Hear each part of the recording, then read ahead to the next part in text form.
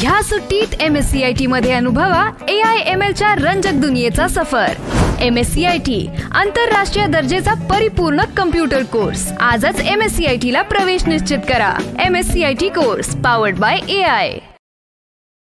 दोन वेगवेगळ्या धर्मातील जोडप्यांचा बेकायदेशीर विवाह करून मुस्लिम धर्मात धर्मांतर करण्यास भाग पाडल्याचा खळबळजनक प्रकार जून 2023 मध्ये रोह्यात घडला होता। धर्मांतर करून लग्न लावल्यानंतर या दाम्पत्यासोबत अघोरी विद्येचा धक्कादायक प्रकार केल्याचंही उघडकीस आलं होतं। या प्रकरणातील गेली अनेक महिने फरार असलेल्या मौलावीला रोहा पोलिसांनी स्थानिक पोलिसांच्या सहकार्याने गजाआड केलंय।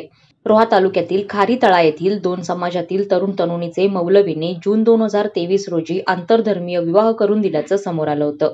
यानंतर हा मांत्रिक पती पत्नीला मानसिक आणि शारीरिक त्रास देऊ लागला। पीडित तरुणीनं पोलीस ठाण्यात तक्रार दाखल केल्यानंतर या घटनेतील अनेक बाबी समोर आल्या। पोलिसांनी या प्रकरणातील अनेक आरोपींना अटक केल्यानंतरही बेकायदेशीर विवाह लावणारा मौलवी मोहम्मद इस्राईल एनुल हक रिझवी हा गेल्या अनेक महिन्यांपासून फरार होता। या आरोपीने दोघांचा इस्लाम पद्धतीनं विवाह लावला होता। हे सिद्ध झाल्यानंतर रोहा पोलिसांनी त्याचा मागोवा घेतला।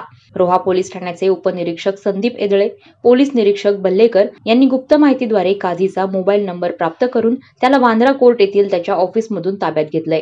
ही कारवाई रायगड जिल्हा पोलीस अधीक्षक सोमनाथ गार्गे, अप्पर पोलीस अधीक्षक अतुल झेंडे यांच्या मार्गदर्शनाखाली, उप अधीक्षक शैलेश काळे आणि पोलीस निरीक्षक देविदास मोपडे यांच्या मार्गदर्शनाखाली पोलिसांनी केली।